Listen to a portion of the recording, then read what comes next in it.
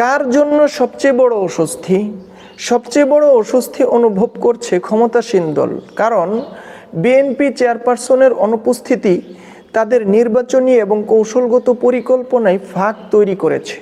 যে নেতৃত্বে তারা মোকাবিলা করতে চাইছিল তার জায়গায় এখন অপ্রত্যাশিত রাজনৈতিক অনিশ্চয়তা।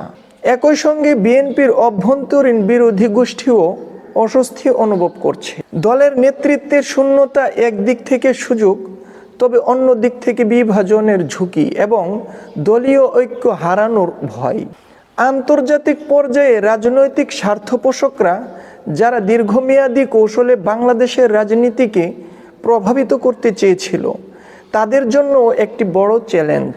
কারণ তারা এখন নতুন নেতৃত্ব, নতুন নীতি এবং পরিবর্তিত রাজনৈতিক ভারসাম্যের সঙ্গে খাপ খাইয়ে চলতে বাধ্য।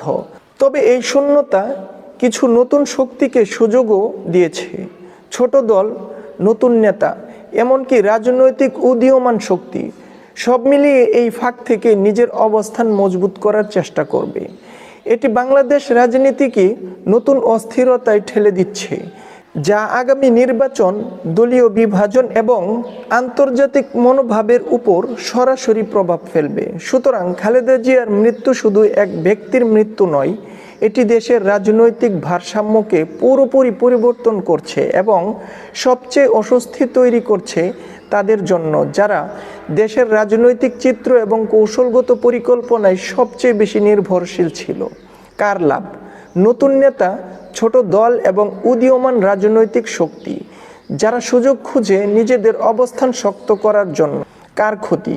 ক্ষমতাসীন দল এবং বিএনপির অভ্যন্তরীণ বিরোধী গোষ্ঠী যাদের রাজনৈতিক পরিকল্পনা এখন ঝুঁকিপূর্ণ এবং অনিশ্চিত।